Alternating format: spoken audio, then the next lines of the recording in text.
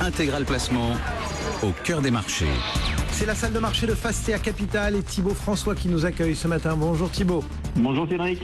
Merci de nous accompagner au cœur de cette fin d'été et ce range qui semble cadrer finalement le marché parisien, 4003, 4005, on n'en sort pas, il est incassable ce range?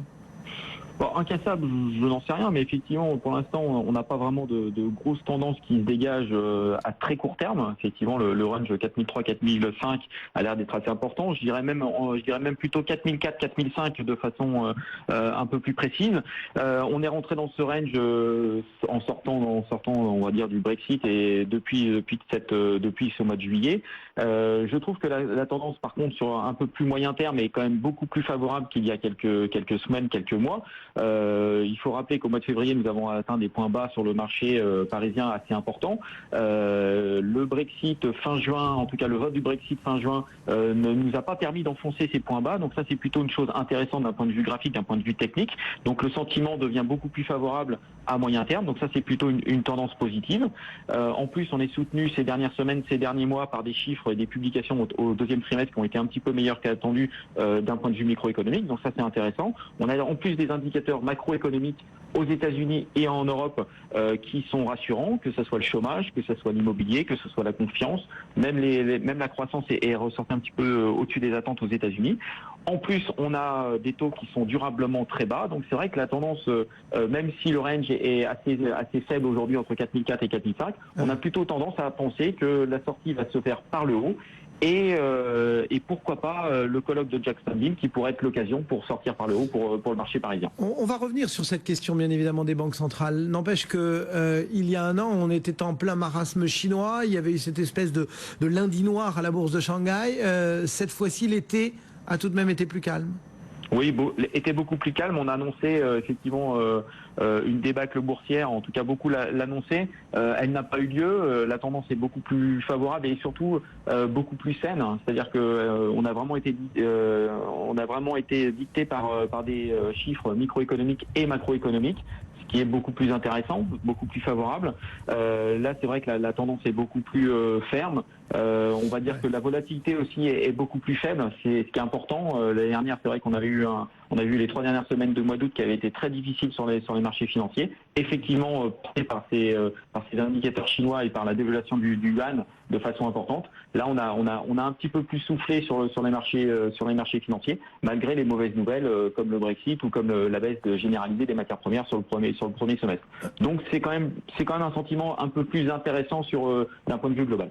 Voilà donc pour le sentiment général sur ce marché financier. Un petit regard tout de même sur les quelques dossiers. On les a vus au cœur du journal qui émaille l'actualité micro. Il y a notamment Téléperformance.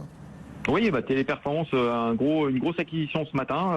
Language Line Solutions, donc c'est une société américaine, leader des solutions d'interprétariat par téléphone et par visioconférence.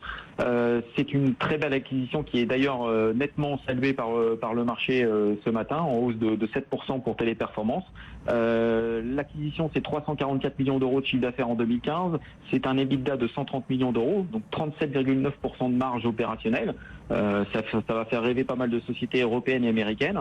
Le prix payé 1,5 milliard de dollars, payé entièrement par dette bancaire. On attend, en tout cas la société attend un effet relatif dès cette année, donc dès 2016, à hauteur de 10% sur la société. Donc forcément un gros accueil du marché qui fait s'envoler le titre ce matin au-delà des 88 euros. 88,24 en hausse de 7,04%. Et puis du côté de Sanofi, c'est moins enthousiasmant.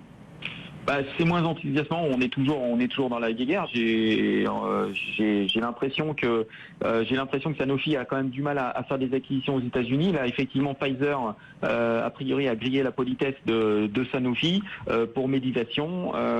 Sanofi voulait faire cette acquisition. Ils avaient relevé une première fois leur offre. La deuxième offre était autour de 10 milliards de dollars. A priori, Pfizer pourrait mettre 14 milliards de dollars sur la table, donc c'est quand même 40% de plus. On espère franchement que Sanofi va pas aller faire une suroffre par rapport à Pfizer. En tout cas, j'ai l'impression que les deux Américains ont l'air de s'entendre et ont l'air de vouloir faire cette OPA de façon amicale. Donc a priori, ça risque d'être mal parti pour Sanofi pour faire cette croissance externe dans le domaine des biotechnologies aux États-Unis de façon rapide. Qu'est-ce que ça nous dit sur la stratégie de Sanofi plus largement ?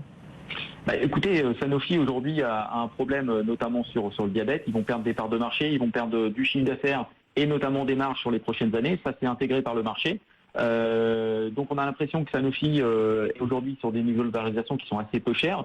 Attention parce que la chute des résultats risque d'être assez importante encore sur 2017 et 2018.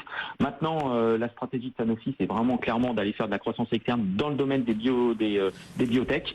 Les biotech, c'est notamment le futur pour les futurs médicaments, notamment sur les biotech qui ont des produits en phase 2 ou en phase 3, notamment en phase 3. Et donc l'objectif, c'est d'aller chercher ces biotechnologies pour prévoir et pour pouvoir garantir les revenus futurs de Sanofi au-delà de 2019 ou de 2020.